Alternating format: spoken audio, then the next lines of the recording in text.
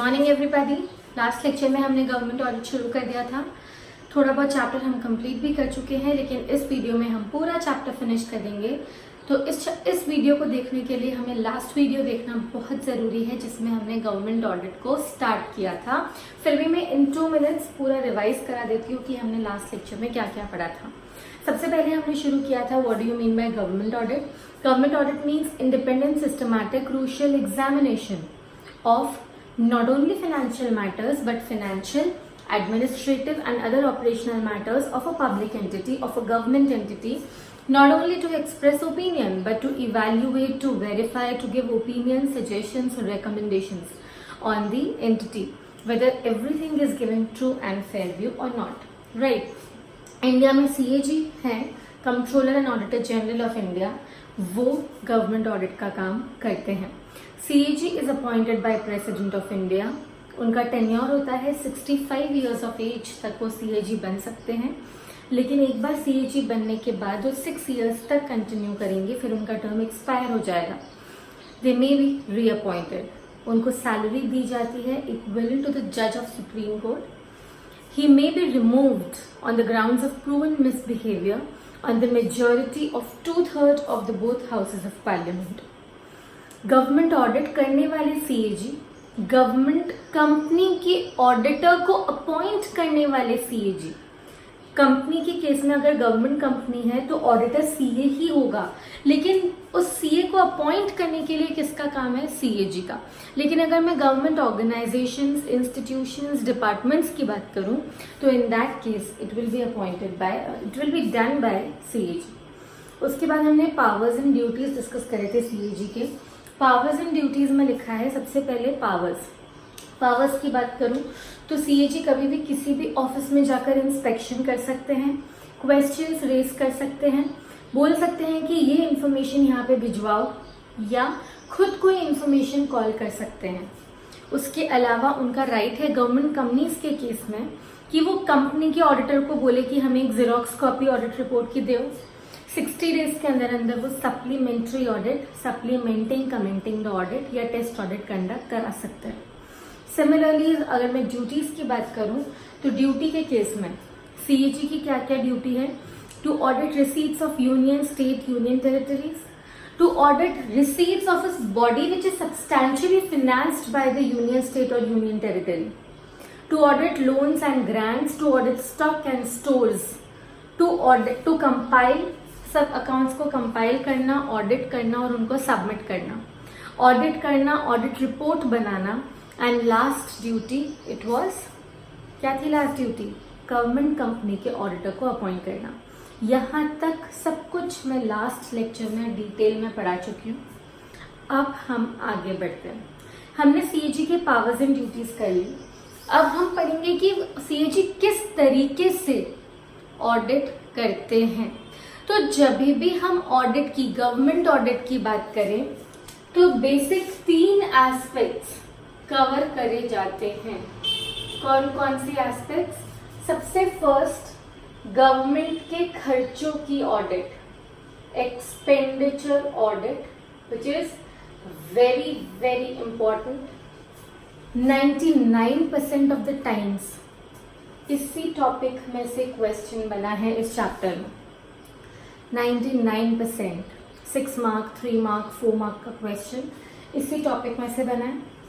उसके बाद हम रिसीट्स की भी ऑडिट सीखेंगे और गवर्नमेंट डिपार्टमेंट के पास जो स्टॉक है, जो स्टोर्स हैं, उनकी ऑडिट भी सीखेंगे। ये दोनों बहुत छोटे छोटे टॉपिक हैं। Audit of expenditure is the key topic which is left. So अगर मैं एक्सपेंडिचर ऑडिट या ऑडिट ऑफ एक्सपेंडिचर की बात करूं तो ऑडिटर इसमें 5 चीजों का ध्यान रखेगा। अच्छे से सुनिएगा एक एक word, be very very careful because this is the most important thing. And yes, मैं ये बोल सकती हूँ कि एक बार आप समझ लो, फिर आपको वर्ड टू वर्ड बुक में से लर्न करना है एक्सपेंडिचर ऑडिट, क्योंकि क्वेश्चन आता है और एक्सपेक्टेड क्वेश्चन आता है कि what do you mean by expenditure audit, या what are the steps of expenditure audit, या what do you mean by proprietary audit, performance audit. आपको आंसर्स अच्छे से एज इट इज लिखने हैं जैसे प्रेस्क्राइब है। तो गवर्नमेंट के खर्चों की ऑडिट में ऑडिटर को 5 चीजें ध्यान रखनी है। 5 एस्पेक्ट्स टू बी कवर्ड। क्या क्या? सबसे पहले audit of rules, laws and regulations.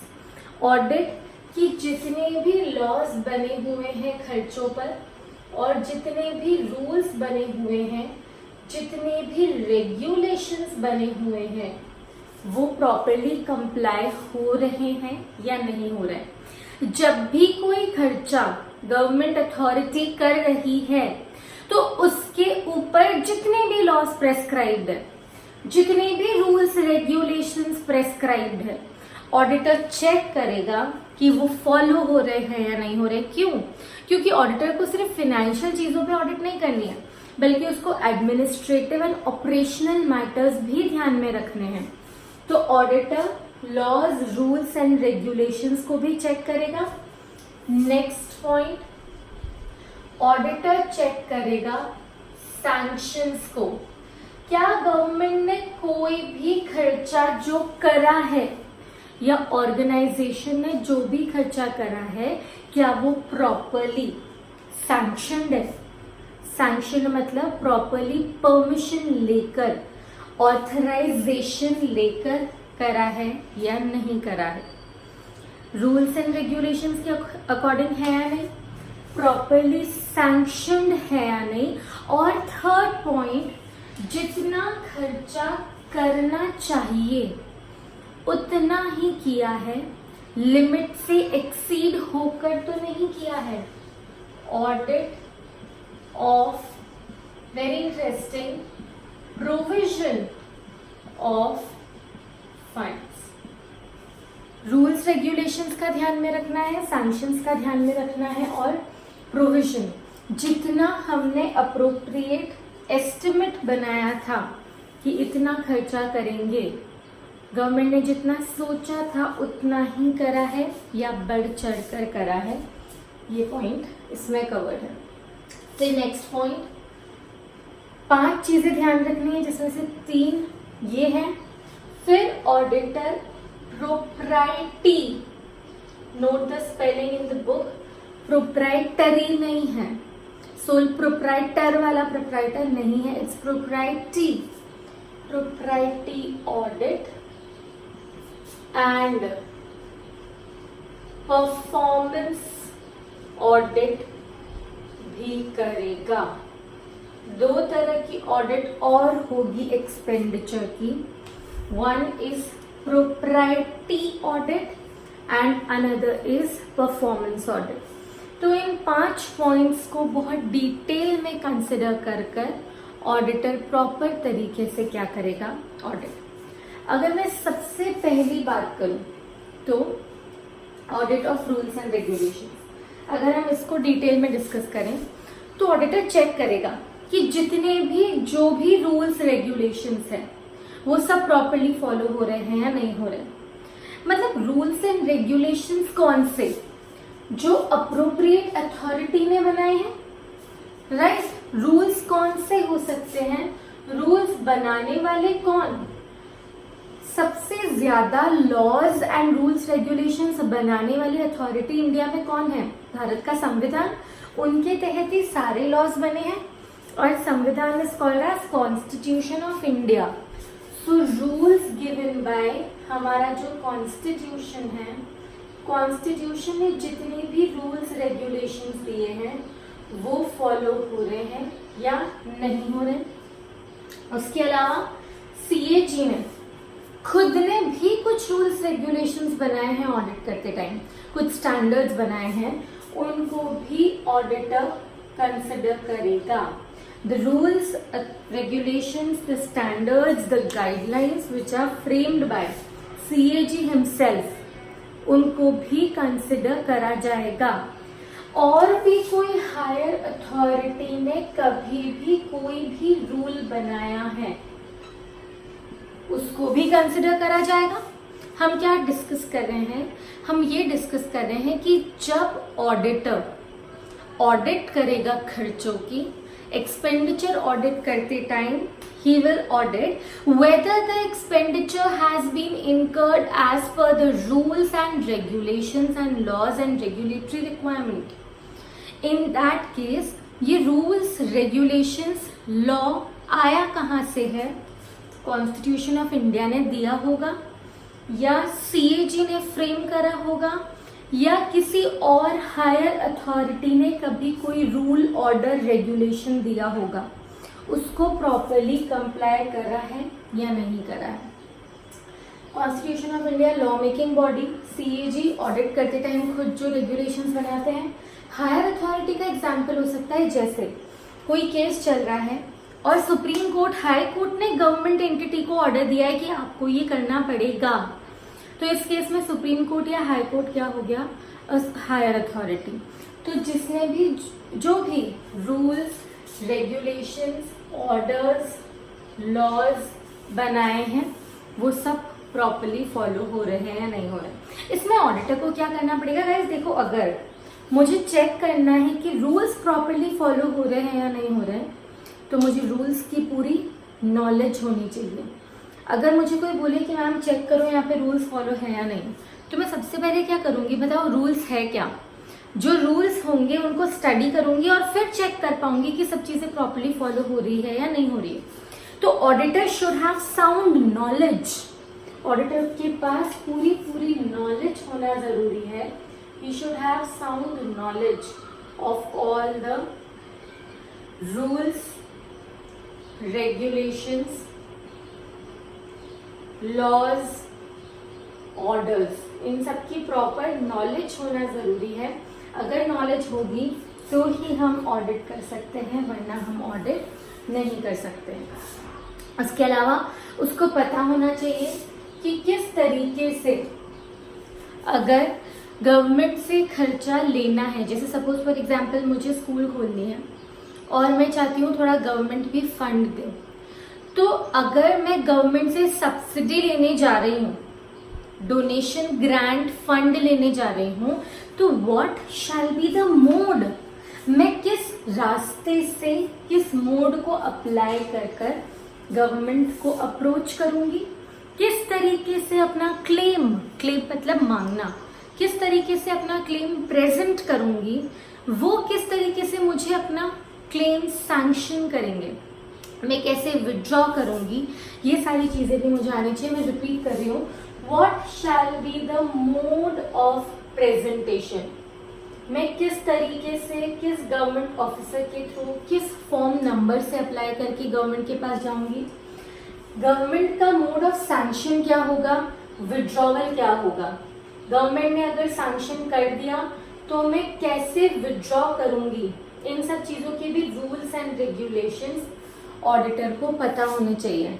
किस गवर्नमेंट ऑफिसर को अप्लाई करना है, उस गवर्नमेंट ऑफिसर, उस गवर्नमेंट एम्प्लॉय के टर्म्स, रेम्यूनरेशन, सबके बारे में मुझे नॉलेज होनी चाहिए.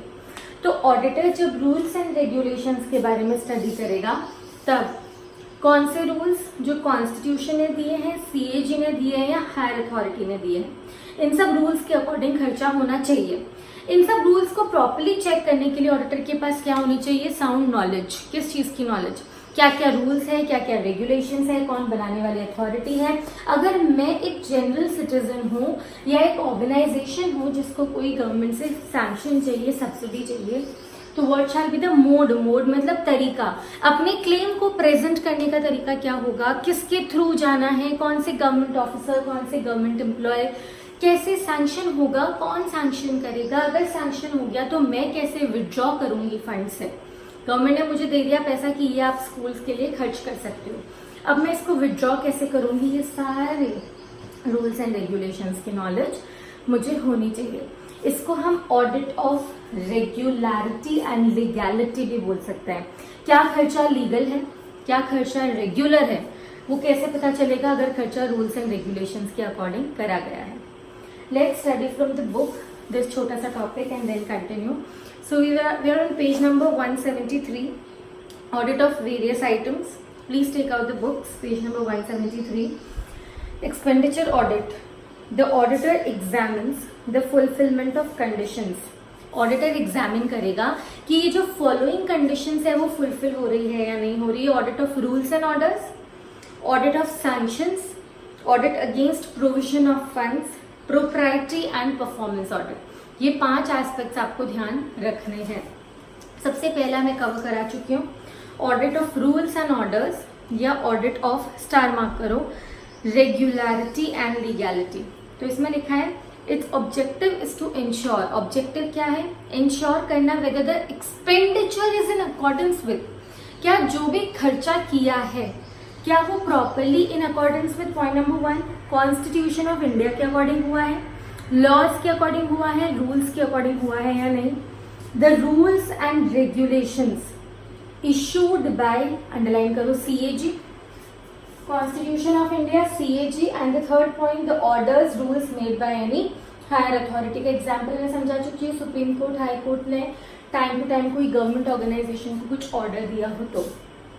फिर in this connection auditor should have, underline करो, साउंड नॉलेज। उसके पास एकदम साउंड नॉलेज होनी चाहिए किसकी, ऑफ रूल्स एंड ऑर्डर्स की। Point number 1, that who has the power to incur and sanction expenditure. किसके पास इतना पावर है कि अगर कोई जनरल सिटीजन या कोई रेजिडेंट या कोई नॉन रेजिडेंट गवर्नमेंट की मदद लेने जाए तो वो सैंक्शन कर सकता है गवर्नमेंट फंड से expenditure. The power to incur and sanction expenditure from consolidated contingency fund. Consolidated fund company government का general account, and contingency fund जो सिचुएशंस को मीट करने के लिए, इमरजेंसी सिचुएशंस को मीट करने के लिए बनाया है। Second, the mode of presentation of claim, किस तरीके से क्लेम को प्रेजेंट करना है। The mode of presentation of claim against government, कि अगर मुझे पैसा चाहिए तो हाउ विल आई, मोड मतलब तरीका, किस तरीके से मैं प्रेजेंट करूंगी अपनी क्लेम को। विड्रॉ मनी फ्रॉम, किस तरीके से अगर गवर्नमेंट ने सैंक्शन कर दिया है तो I will withdraw the fund from the consolidated या कंटिजेंसी फंड या financial rules and regulations. And third point, जिन गवर्नमेंट ऑफिसर्स के थ्रू मैं अपना खर्चा सैंक्शन करूंगी उनके terms and pays and allowances वो सब क्या होंगे। तो तुम्हें एज इट इज लर्न करना है, अच्छे से लर्न करना है।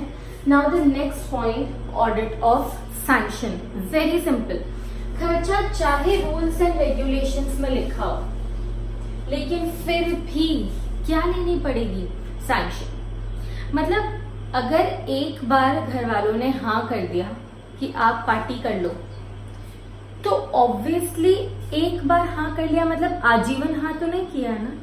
रूल्स में गवर्नमेंट ने लिख दिया कर सकते हो, इसका मतलब ये नहीं है कि आप कभी भी करो। You have to take sanction for doing everything. अगर आपको नेक्स्ट पार्टी रखनी है तो भी घर वालों से पूछना पड़ेगा। पिछली पार्टी में हाँ कर दिया इसका मतलब जरूरी नहीं है इस पार्टी के लिए भी हाँ करेंगे। You have to take appropriate sanction का मतलब होता है permission from the appropriate authority in an appropriate manner. Auditor check करेगा ये सब प्रॉपर्ली हुआ है या नहीं हुआ है। ऑडिट ऑफ सैंक्शन, कुछ कुछ खर्चों को जनरल सैंक्शन चाहिए, कुछ को स्पेसिफिक सैंक्शन चाहिए, तो ऑडिटर चेक करेगा जनरल और स्पेसिफिक सैंक्शन। जैसी भी सैंक्शन हो क्या it is obtained by appropriate authority. What do you mean bye appropriate authority? It's जिससे सैंक्शन लिया जाना चाहिए उसी से लिया है या नहीं लिया है। राइट पर्सन को अप्रोच करा है या नहीं करा है, राइट तरीके से अप्रोच करा है या नहीं, in appropriate manner. Appropriate authority को अप्रोप्रिएट मैनर से अप्रोच करा है या नहीं करा है, ऑडिटर चेक करेगा। अच्छा, सैंक्शन को चेक करने के लिए भी सेम पॉइंट, ऑडिटर के पास क्या होनी चाहिए, साउंड नॉलेज। किस चीज की नॉलेज? अगर कोई मुझे बोले कि मैम चेक करो सही जगह से सैंक्शन लिया है या नहीं, तो मुझे पता होना चाहिए कि इस एक्स काम के लिए इस ए से सैंक्शन लेना है, वाई काम के लिए बी से सैंक्शन लेना है, जेड काम के लिए सी से सैंक्शन लेना है। I should have sound knowledge of all this. तो auditor should have sound knowledge of all the sanctioning powers. In fact, वो एक प्रॉपर सैंक्शन रजिस्टर भी मेंटेन करते हैं. वो सैंक्शन रजिस्टर मेंटेन करके चेकिंग कर सकते हैं, अप टू डेट उसको रेडी रख सकते हैं. तो proper sanction making registers have been maintained. मतलब जो भी जिससे भी सैंक्शन जब भी लिया उसका एडिक्वेटली नोट कर लिया. इस अथॉरिटी ने इतने बजे इस पर्सन को सैंक्शन किया था इस फंड से. तो आप और इन डेप्थ चेकिंग करनी है तो ये भी कर सकते हो. This is your audit of sanction. Let's read from the book. Its objective is to ensure audit of sanction में whether the expenditure is point number 1 properly covered by a sanction. जो भी खर्चा किया है सब sanction लेकर करा है या नहीं करा है, specific हो या general हो, जो भी sanction चाहिए वो ली है या नहीं. Sanctioned by an authority, उस authority से sanction लिया है who is authorized to do so.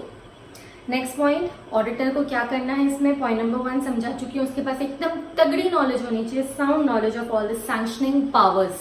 किसके पास क्या पावर है उसको पूरी इन डेप्थ नॉलेज होनी चाहिए. You should examine whether all the sanctions have been noted in prescribed register. Government officers, government authorities properly note कर रहे हैं या नहीं कर रहे हैं, वो अपने एंगल से प्रॉपर्ली नोट कर रहा है या नहीं कर रहा है. अच्छा, छोटे छोटे खर्चों के लिए वो ऐसा नहीं है कि बड़े बड़े ऑफिसर्स के पास जाना ज़रूरी है. जो कॉम्पिटेंट अथॉरिटी है, जो रिस्पॉन्सिबल मैनेजर है, उसका साइन भी इनफ है. जैसे चाय कॉफ़ी गवर्नमेंट डिपार्टमेंट में कोई खर्चा हो रहा है तो उसके लिए बड़े गवर्नर से सैंक्शन लेने की ज़रूरत नहीं है. एक बार फंड अलॉट करने के बाद जो कॉम्पिटेंट मैनेजर है उसका भी सिग्नेचर एक सैंक्शन ही माना जाएगा. तो ऑडिटर चेक करता है खर्चा रूल्स के अकॉर्डिंग है या नहीं. रूल्स में कितना भी कुछ भी लिख दिया हो, लेकिन खर्चा करने से पहले हमेशा क्या चाहिए, सैंक्शन. एक और एग्जांपल दे देती हूँ. फॉर एग्जांपल, रूल्स में लिखा है कि government can contribute for school और एजुकेशन पर्पसेस.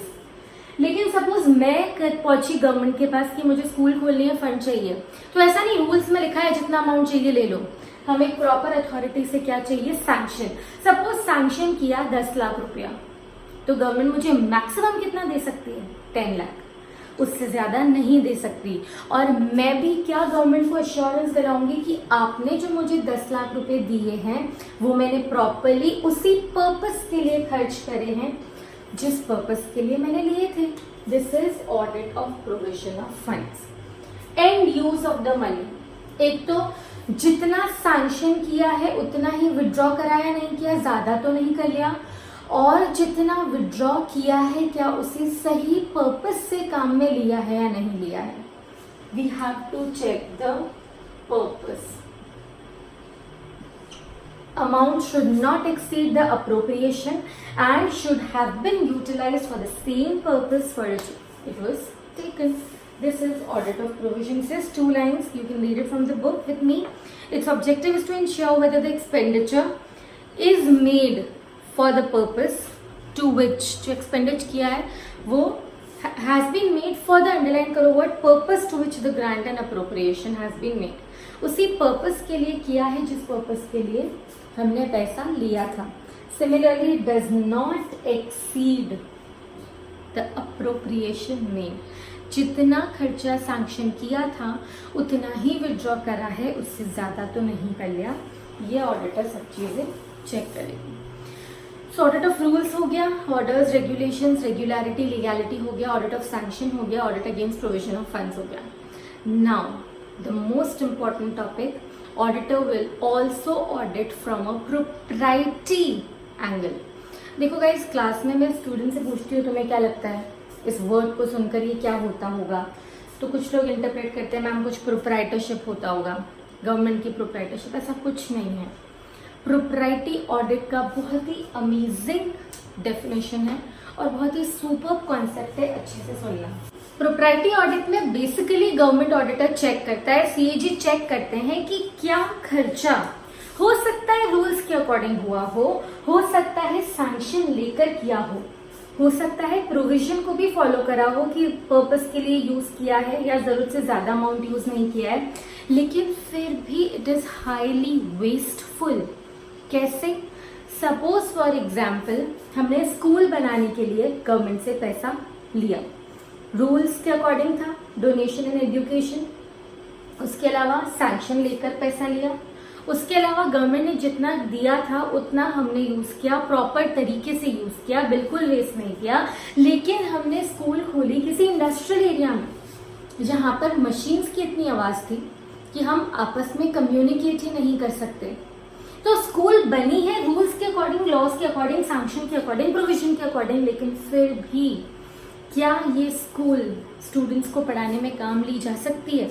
नहीं, because the area in which it is made, it's not proper, resulting into a highly wasteful expenditure।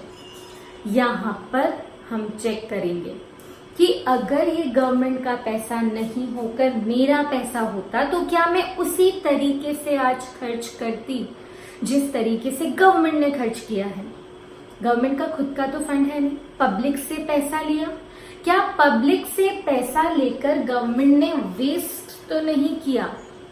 क्या हम भी अगर हमारा खुद का ओन मनी, ओन फंड होता, अगर ऑर्डिनरी कॉमन मैन का, एक मिडिल क्लास आदमी का पैसा होता और अगर खर्च करने की बात होती तो क्या हम अपने पैसों को उसी तरीके से खर्च करते जिस तरीके से गवर्नमेंट ने किया है? This concept is called as propriety audit. Propriety audit मतलब auditor will check whether the fund has been utilized properly, not resulting into any wasteful expenditure। हो सकता है खर्चा रूल्स के अकॉर्डिंग हो, सैंक्शंस के अकॉर्डिंग हो, प्रोविजंस के अकॉर्डिंग हो, but still it's wasteful। We have to check this, right? This is propriety. Auditor is checking from a proprietor angle। Government का नहीं, मेरा होता तो क्या मैं वैसे ही खर्च करती जैसे आज गवर्नमेंट ने किया है?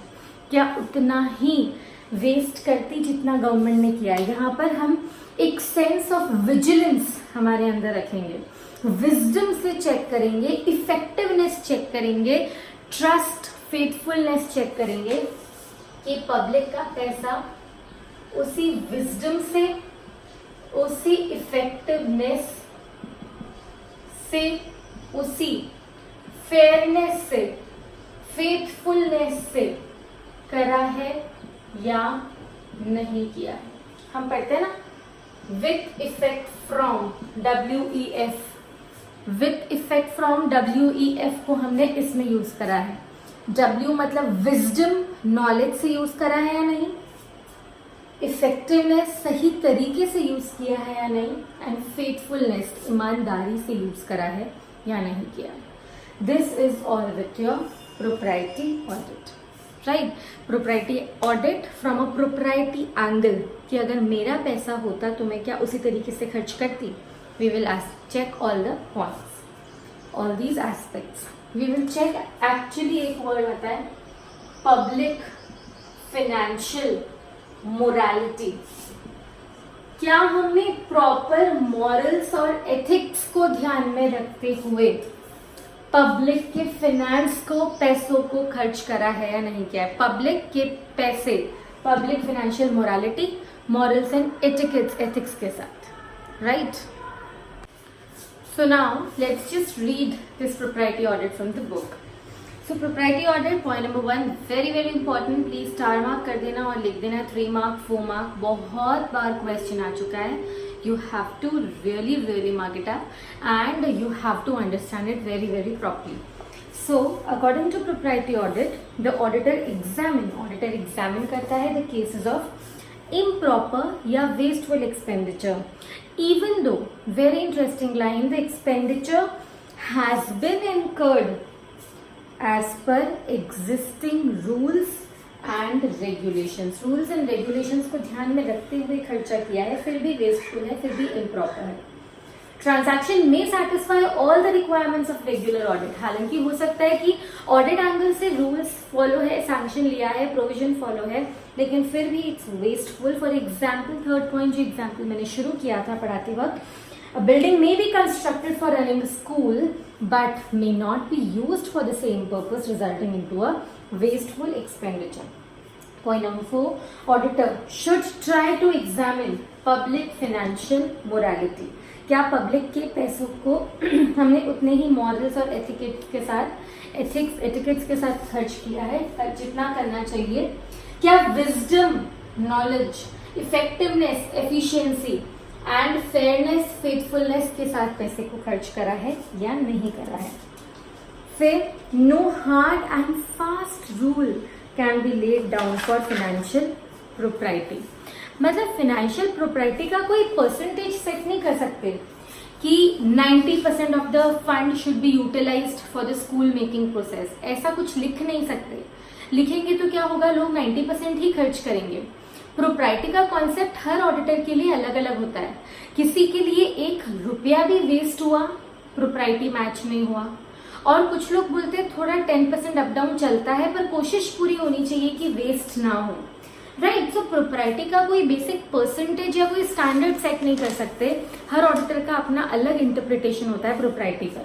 हो सकता है कि किसी के जेब में 10,000 रुपए हैं और अगर 10,000 में से 10 रुपए भी खो गए तो उनके लिए बड़ी बात है, लेकिन किसी के जेब में 10,000 रुपया है और 100 रुपए का एक नोट घूम गया तो भी उनको लगता है चलो कोई बात नहीं, बाकी तो सेफ है। There are different perspectives of thinking. Propriety का भी डिफरेंट पर्सपेक्टिव है डिफरेंट ऑडिटर्स के हिसाब से। You can not lay down a certain criteria और परसेंटेज, बस you just have to check कि एक्सपेंडिचर प्रॉपर्ली मीट आउट हुआ है या नहीं हुआ है। 6 पॉइंट जिसमें सारी बातें अच्छे से आ जाएगी। The auditor should examine that. Point number 1, authorities have made expenditure with the same degree of vigilance, चौकन्नापन, on ordinary, as a person of ordinary prudence would have exercised in respect of his own money। खुद के पैसों को जैसे खर्च करते, क्या government authorities ने भी उसी चौकन्नेपन, विजिलेंस के साथ, अलर्टनेस के साथ दूसरों के पैसों को खर्च करा है या नहीं? Expenditure is not more than the occasion demand. जितना जरूरत है उतना ही खर्चा किया है, ज्यादा बढ़ चढ़ के तो नहीं किया है। No authority should exercise power to incur the expenditure which would directly, indirectly accrue to his own benefit। किसी भी गवर्नमेंट अथॉरिटी ने खुद के फायदे के लिए तो अपनी खुद की कास्ट, कम्युनिटी, अपने कॉलोनी को प्रमोट करने के लिए तो खर्चा नहीं किया। ये पब्लिक का पैसा है, इसका जनरल यूज होगा, आप पर्सनल यूज नहीं कर सकते। यही लिखा है लास्ट पॉइंट भी। Public money is not utilised for the benefit of a particular person, caste, community or society. So this is propriety audit, and the next point of expenditure audit, the last point, performance audit. As the name suggests, हम इसमें government के ongoing projects के performance को check करेंगे कि government ने जो पैसा खर्च किया है अपने प्रोजेक्ट्स पर, अपने कॉन्ट्रैक्ट्स पर, वो फ्रूटफुल है या नहीं, वो अच्छे से परफॉर्म हो रहे हैं या नहीं हो रहे हैं। तो परफॉर्मेंस ऑडिट में हम परफॉर्मेंस चेक करेंगे गवर्नमेंट के प्रोजेक्ट्स की, और परफॉर्मेंस को 3 एंगल से चेक करा जाता है। कौन कौन से एंगल से? Performance audit, we will check the performance of audit, performance of government organisations with respect to E cube. 3 चीजें चेक करेंगे, जैसे बोलते हैं E cube. E, effectiveness, efficiency and economy। क्या पैसा इन तीनों ईज को ध्यान में रखते हुए करा है या नहीं किया है? Effectiveness, efficiency, class 11-12 business studies, optimum utilisation of resources and meeting the deadlines. Efficiency का मतलब होता है जितने भी रिसोर्सेज हम काम में ले रहे हैं, नॉट ओनली फाइनेंशियल के अलावा technical resources, machines, human resources, material, raw material, finish goods, ये सब चीजें हम ऑप्टिमम तरीके से यूटिलाइज कर रहे हैं या नहीं कर रहे, राइट। इफेक्टिवनेस, जितना टाइम लगना चाहिए उतना ही लग रहा है या उससे ज्यादा टाइम लग रहा है, टाइम वेस्ट तो नहीं कर रहे हैं, are we meeting the deadlines. Effectiveness का मतलब ये होता है, इफेक्टिवनेस मीन्स कि अगर किसी ब्रिज को बनने में 6 मंथ्स लगने चाहिए तो वो पिछले 3 सालों से क्यों कंस्ट्रक्शन में पड़ा है। We will check the effectiveness and economy, it's doing in a reasonable cost. जितना पैसा खर्च करा जाना चाहिए उतना ही खर्च हो रहा है या नहीं, वेस्ट तो नहीं हो रहा है, एक रैशनल पर्सन की तरह पैसा खर्च कर रहे हैं या नहीं कर रहे हैं। We will check 3 aspects of government projects and programmes in this. इसको हम फुल स्कोप ऑडिट भी बोल सकते हैं, 3D ऑडिट, एक्चुअली 3D नहीं 3E, बस ये याद रखना। We are auditing with 3 angles, effectiveness, economy and efficiency. This is your performance audit. We are checking the performance of the government projects and performances and government programs जो government ने initiate किया है. Let's read the definition from the book. Performance audit or full scope audit. Here the auditor tries to ensure that, यहाँ पे auditor क्या try करता है कि जो government programs है have achieved the target, the objective, underline करो objective, at lowest cost, objective efficiency, lowest cost economy and with intended benefits. Performance audit includes efficiency, effectiveness and economy. Performance audit, this is the definition, it is an objective examination. What do you mean by objective examination?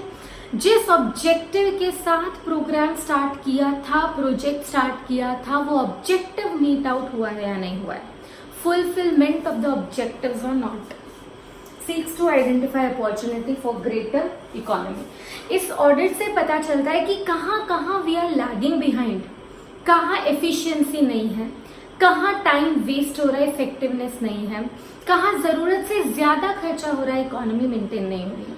ये तीनों angles पे हम workout कर एक proper opinion दे सकते हैं। Efficiency audit bracket में लिख सकते हो optimum utilisation of resources. We will check कि जो प्रॉपर बेनिफिट दे रहे हैं, they are yielding proper benefits और not, they have done in an efficient manner और not. Economy audit, whether government has acquired the financial resources, human resources, physical resources and economical manner, लिख सकते हो bracket में, at a reasonable cost। Sanctioning and spending authority ने properly economy maintain करी है या नहीं। And effectiveness audit, effectiveness audit का मतलब होता है डेडलाइंस मीट हुई है या नहीं हुई है, जो सोचा था वो हमने अचीव करा है या नहीं करा है, are performing well, objectives achieved और not. So this is all with your performance audit. This is all with your expenditure audit. Audit of rules, regulations, audit of sanctions, audit against provision of funds, propriety audit and performance audit. Now we are left with छोटे topics. Let's do it. It's a 10-minute lecture more. So please listen very carefully. Now expenditure खर्चों की audit के बाद we will start with government के receipts की audit. और एक और ऑडिट गवर्नमेंट की हमको पढ़नी है,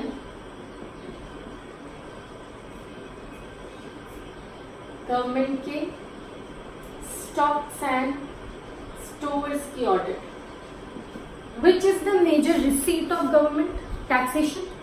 तो ऑडिटर यहाँ पे ये चेक करेगा कि टैक्सेशन जो रिसीट्स है या किसी भी तरह की कोई भी रिसीट है वो प्रॉपरली हमने ली है या नहीं, प्रॉपर इंटरनल कंट्रोल्स है या नहीं, कोई लीकेज तो नहीं हो रहा है, कोई ऐसा टैक्स तो नहीं है जो लोग इकट्ठा तो कर रहे हैं लेकिन गवर्नमेंट के पास जमा नहीं करा रहे, या कोई ऐसी कोई भी चीज जो टैक्स के नाम से इकट्ठी करी जा रही है इंडिया में और गवर्नमेंट तक नहीं पहुंच रही, because this is a punishable offence. आप कोई भी चीज अगर टैक्स के नाम से लेते हो तो it has to be deposited with the government of India. तो ऑडिटर विल चेक ये सारी internal controls, internal rules, regulations properly follow हो रहे हैं या नहीं हो रहे। ऑडिटर विल चेक रिसीट्स में, क्योंकि इंडिया में maximum taxation are on the basis of self assessment, तो टैक्स का असेसमेंट प्रॉपर हुआ है या नहीं हुआ है।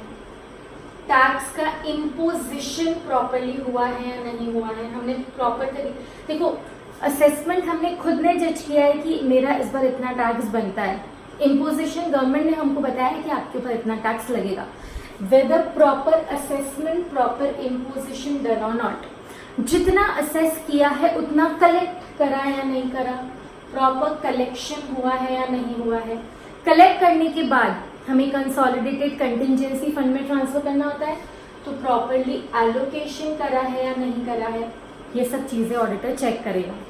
कोई लीकेज तो नहीं है, ऑडिटर चेक करेगा। That's all with the receipts. And अगर मैं बात करूँ स्टॉक्स एंड स्टोर्स की, तो देखो स्टॉक एंड स्टोर मतलब raw material, work in progress, finish goods, spare parts जो गवर्नमेंट ऑर्गेनाइजेशन के पास मेंटेन्ड होते हैं। क्यों होते हैं? क्योंकि गवर्नमेंट भी तो बिजनेस कैरी करता है। In fact LPG policy, liberalisation, privatisation, globalisation के अकॉर्डिंग वैसे तो ग्लोबल प्राइवेटाइजेशन में सारी इंडस्ट्रीज प्राइवेट सेक्टर्स के लिए शिफ्ट हो चुकी है, लेकिन 3 अभी भी ऐसी इंडस्ट्रीज है जो शिफ्ट नहीं हुई है। उन पर होली एंड सोली किसका कंट्रोल है? गवर्नमेंट का। Railways, atomic energy, arms ammunitions, ये सब चीजों के लिए गवर्नमेंट का ही रोल है। तो गवर्नमेंट किसी भी एरिया में, किसी भी सेक्टर में बिजनेस कर रही है तो गवर्नमेंट ऑर्गेनाइजेशन के स्टॉक एंड स्टोर की ऑडिट करना, स्टॉक मतलब जितना भी मटेरियल और स्टोर्स जो भी हमने फिनिश गुड्स, WIP जो भी स्टोर करके रखा है वो सब प्रॉपर्ली, स्पेयर पार्ट्स जो भी स्टोर करके रखा है वो सब प्रॉपर्ली मेंटेन्ड है या नहीं, कोई चोरी तो नहीं हो रही है, ब्लैक मार्केटिंग के तो केसेस नहीं है, एडल्टरेशन के केसेस तो नहीं है, इंटरनल कंट्रोल्स प्रॉपर है या नहीं, ओवर स्टॉकिंग तो करके नहीं रख दी है, ये सब ऑडिटर चेक करेगा।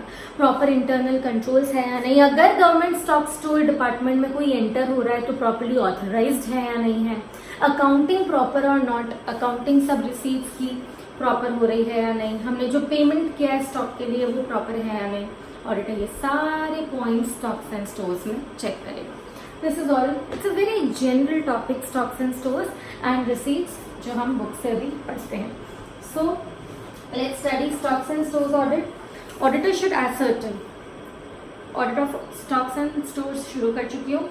Point number 1, auditor should ascertain whether, underline करो, सबसे पहली चीज ऑडिट करते टाइम हम क्या ध्यान रखेंगे? Internal controls, adequate internal controls है या नहीं, परचेज पर, रिसीट्स पर, स्टॉक होल्डिंग पर, प्रॉपरली डिजाइन, प्रॉपरली मेंटेन्ड और नॉट, मतलब गवर्नमेंट ने प्रॉपर प्रिकॉशंस तो लिए हैं कि चोरी ना हो, फ्रॉड्स ना हो। सेकेंड, अगर इंटरनल कंट्रोल में कोई डेफिशिएंसी मिलती है तो auditor shall report.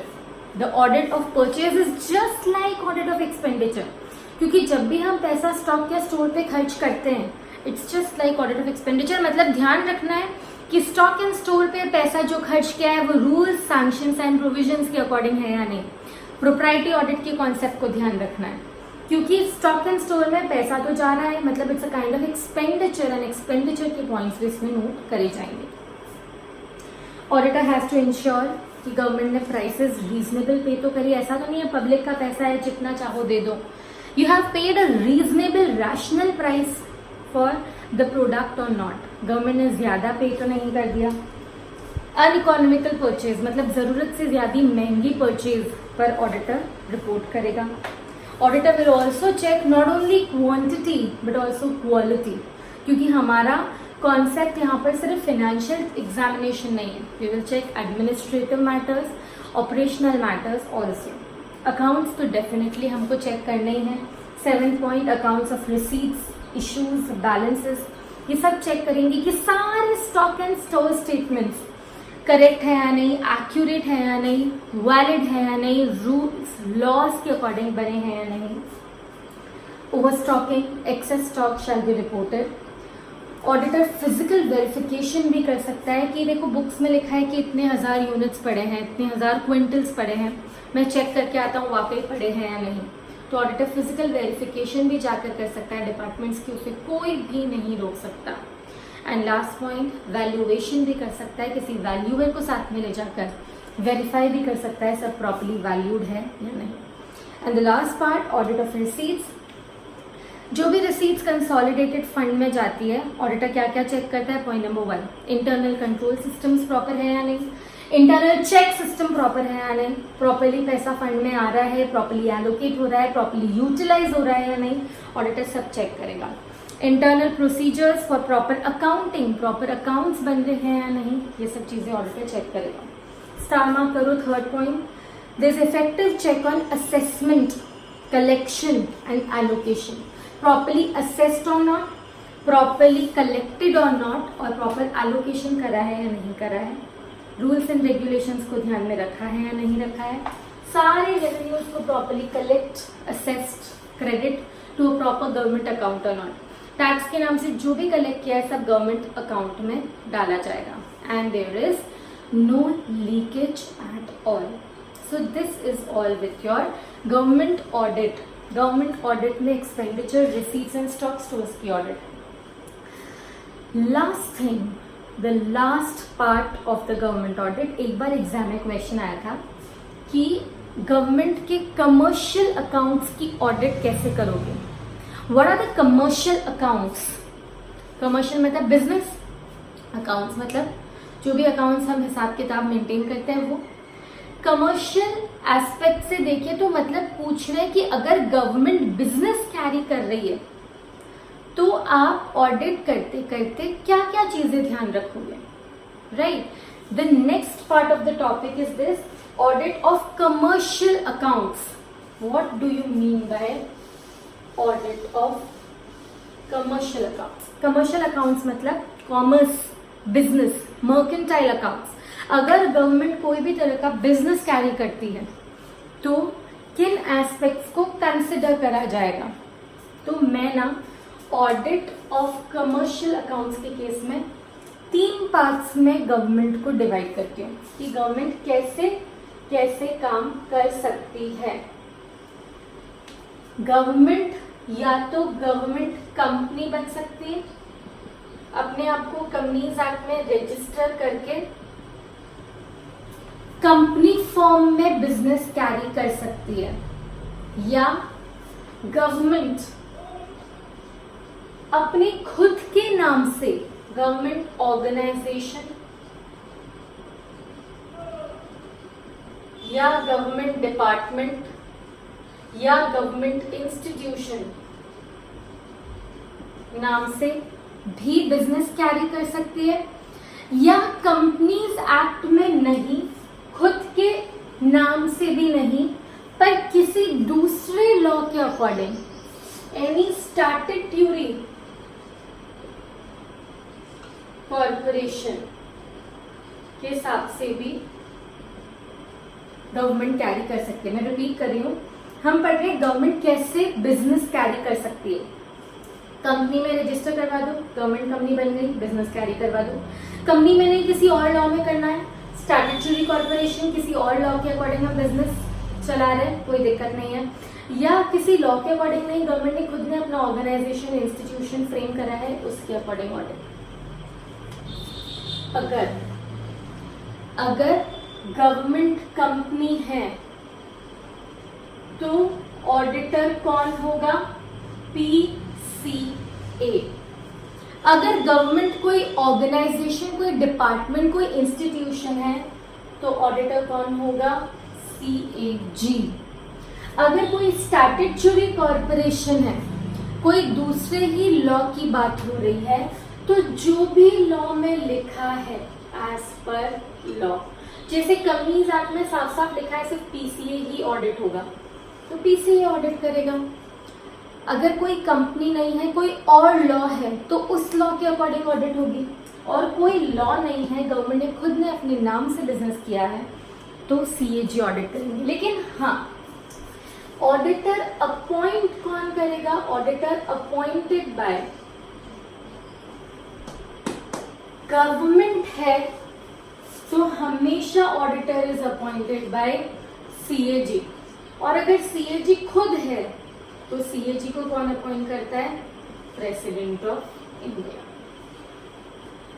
Commercial accounts की ऑडिट की बात करें, audit of commercial accounts of government. Commercial accounts may be nature of company, company की ऑडिट करता है CA। अपॉइंट करता है CAG। कोई और लॉ में है तो लॉ के अकॉर्डिंग ऑडिट होगी, पर ऑडिटर अपॉइंट कौन करेगा? CAG करेगा। अगर कोई गवर्नमेंट ऑर्गेनाइजेशन, डिपार्टमेंट, इंस्टीट्यूशन है तो ऑडिट कौन करेगा? CAG। और CAG को अपॉइंट कौन करता है? President of India. This is commercial accounts की audit and this is only written in the last topic, you can read it.